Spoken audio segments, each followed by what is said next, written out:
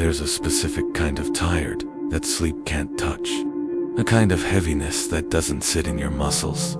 It sits in your soul. If you're watching this, you know exactly what I mean. You wake up already depleted, already negotiating with the day.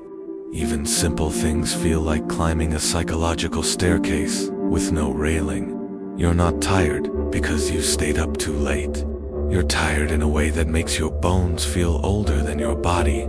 It's that quiet exhaustion that comes from being on for too many years, from always holding it together because life didn't give you the luxury of falling apart.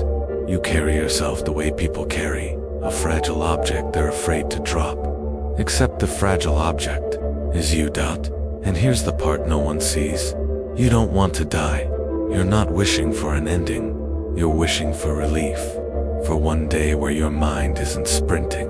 For one moment where your body isn't bracing. For 1 hour where you can exhale without waiting for something to go wrong. But the world doesn't teach people like you how to rest. The world taught you how to endure. You grew up in environments where you had to watch the moods of others the way a sailor watches the sky. You learned to anticipate storms before they formed. You learned to stay quiet to keep the peace. You learned that being responsible made life safer, not for you, but for everyone around you. So you became the strong one, the stable one, the dependable one, and once the world decided that was your role, it never stopped asking more of you. And here lies the core paradox, the thing that kept you alive, your strength, your vigilance. Your responsibility is the same thing that's burning you out from the inside. You learned to survive by over-functioning, and now you're exhausted because you don't know how to stop. You don't know how to embrace, how to unclench, how to uncarry the weight you've been holding since childhood.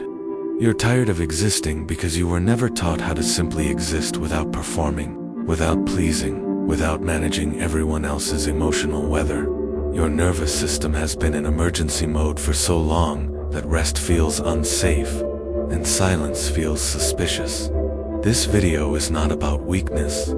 It's about the psychology of a human who has been strong for too long and the invisible cost of that strength. To understand this archetype, the person who is tired of existing, we need to understand the psychological machinery running beneath the surface. Term number A.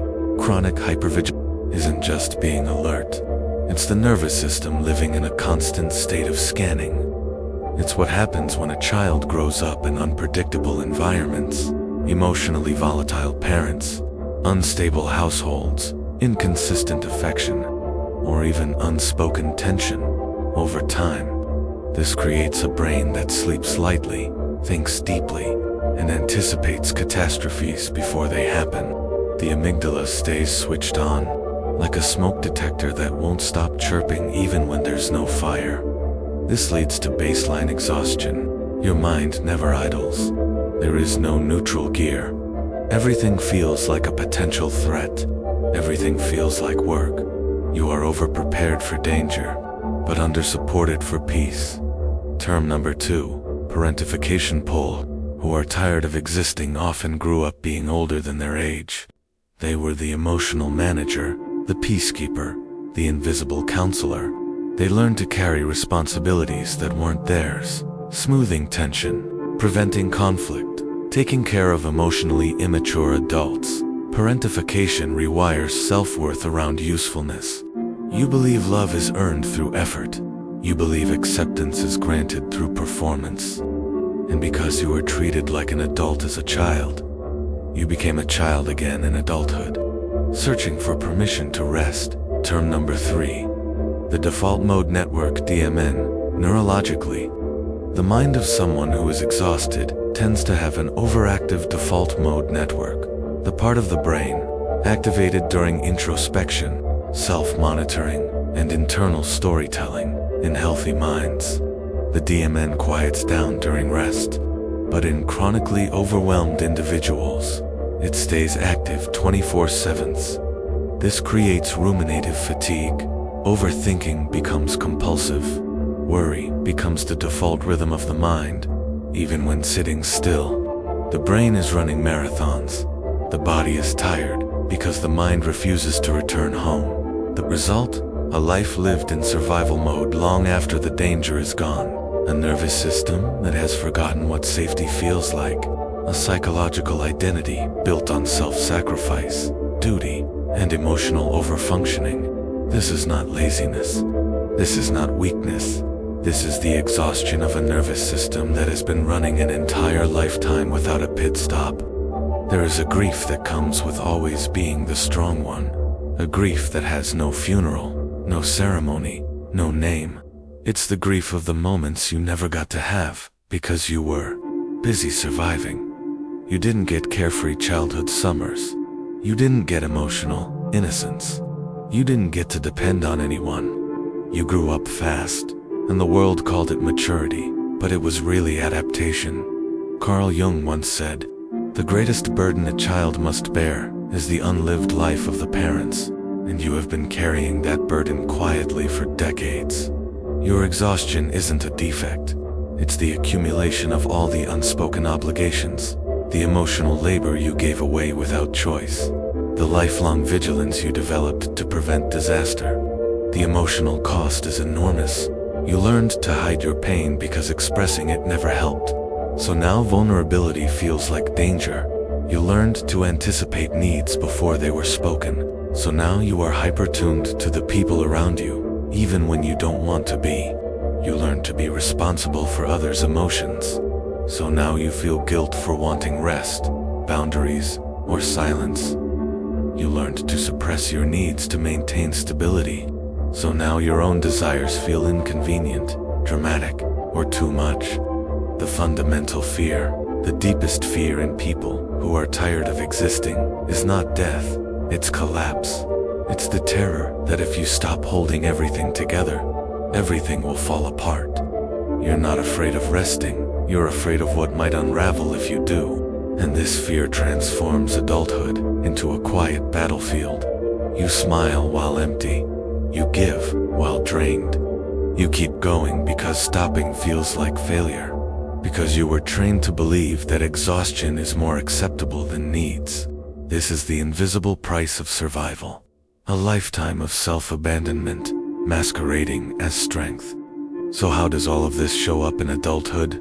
How does a child who grew up in survival mode become an adult who is tired of existing? Here are the most common manifestations. 1. You become the reliable one everywhere. You become the person everyone depends on at work, in relationships, in family. People trust you more than you trust yourself.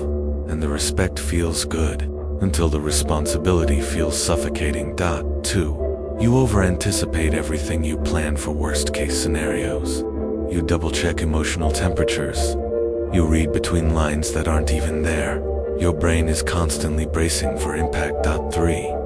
You struggle to rest without feeling guilty. The moment you sit down, your mind starts listing tasks. You can't nap without feeling unproductive. Your nervous system rejects stillness like it's a threat. 4. You attract emotionally underdeveloped people because you were parentified young. You end up in relationships where you carry emotional weight. You become the caretaker, the therapist, the crisis manager. 5. You feel older than your age, not physically, except like you've lived too many lifetimes already. Joy feels distant. Hope feels expensive. 6. You experience invisible burnout, not the burnout that comes from overworking, but the burnout that comes from overfeeling, overcaring, over-functioning. This is why unlearning becomes essential. Unlearning step number 1. Recognize these are coping mechanisms, not your personality. You are not inherently strong. You were trained to be. You are not naturally selfless. You learned that your needs were negotiable. You are not resilient by choice. You had no alternative. Unlearning step number 2. Witness your exhaustion. Without gaslighting yourself, stop telling yourself, "It's not that bad. Asterisk, other people have it worse. I should be grateful." These are not truths. These are survival scripts. Unlearning step number 3. Allow yourself to be seen. Tell one person, just one, that you're tired. Not tired like I need a nap. Tired like my soul needs a place to rest. This is not weakness. This is rehumanizing yourself. Healing for people who are tired of existing is not about doing more. It's about finally doing less. It's about gently teaching your nervous system that safety exists outside of hyper-responsibility. Healing. Path number 1. Inner child reparenting you. Become the adult your younger self needed. You become the person who says, "It's okay to rest now." You don't have to hold everything together. You are allowed to need care. Healing path number 2. Shadow work. Not the trendy version, the real version. The kind where you sit with the parts of yourself you abandoned to survive. The parts that crave softness, gentleness, comfort. The parts that were never allowed to breathe. Healing path number 3. Choosing softness, not weakness, softness. It means letting yourself take up space. Letting yourself say no. Letting yourself cry without apologizing. Letting yourself exist without earning it. A foundational truth. You were never meant to carry this much. And the fact that you've survived, despite all this weight, is proof of your quiet brilliance, not your failure. There's a quote by the poet Rilke. The purpose of life is to be defeated by greater and greater things. You don't need to win at strength. You just need to surrender the battles that were never yours. Your exhaustion is not laziness. It's not dramatic. It's not it is the natural conclusion of a lifetime spent holding emotional furniture that wasn't yours to carry. You deserve a life that doesn't require endurance as its entry fee. You deserve rest. You deserve support. You deserve peace that isn't constantly interrupted. You deserve to exist without exhaustion being the price. If this video helped you understand yourself more deeply, consider sharing it, not for me, but for the thousands of people who are quietly holding themselves together right now. They need this message too. And if you choose to subscribe, do it not because you need fixing, but because you are ready, finally, to become whole. You've carried enough. Let this be the beginning of a gentler chapter.